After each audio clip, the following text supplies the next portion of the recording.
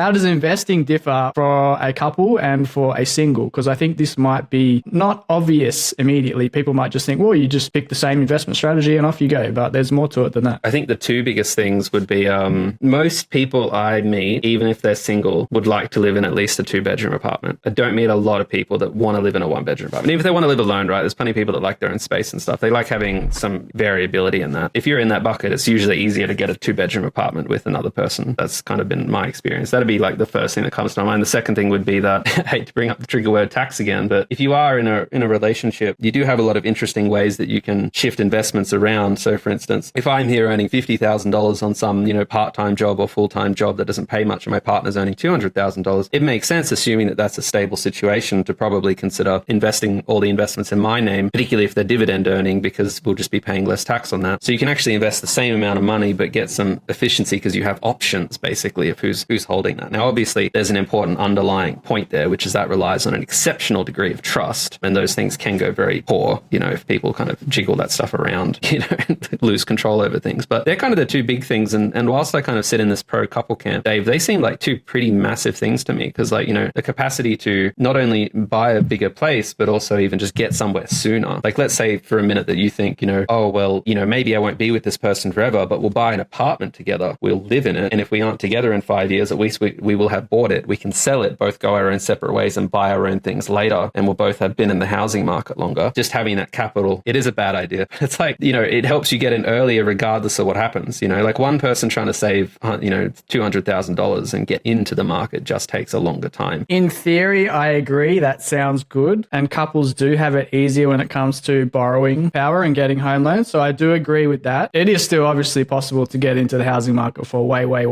less than that amount of money. So the single person doesn't necessarily have to wait an extreme amount of time relative to the couple to actually buy a property. I definitely wouldn't go into asset ownership, or especially maybe a property where there's very large expenses associated with it, for someone that you're really not super confident that you're going to be with for longer than 5 years, because 5 years is not actually that long. So you could end up in a state of negative equity, or in a state where you've actually just made no money whatsoever. Yeah, so I definitely wouldn't do that. So it's not always, those decisions are best reserved for someone who you are very, very confident that you'll be with for a long period of time. A bit like with the spending decisions, your spouse might not feel as comfortable investing as aggressively as you might want to invest, whether that means borrowing to buy more property, or whether that means investing in a 100% share portfolio. There's a few different ways you can approach it, obviously, but the single person has much more control over how they invest and why, and they can also change and make decisions and be more flexible much more quickly. They don't have to have those conversations to get someone else to kind of agree with them and get on the same page with their approach and which direction they want to go and why, because you might have one spouse wants to invest in shares, the other one wants to invest in property, or one's very conservative, wants to keep lots of cash, or doesn't want to invest at all because they're not quite comfortable with it yet. So you have to wait, 2 or 3 years before you can convince them it's a good idea. So it's quite difficult in many cases. And that's when it becomes person and situation specific. So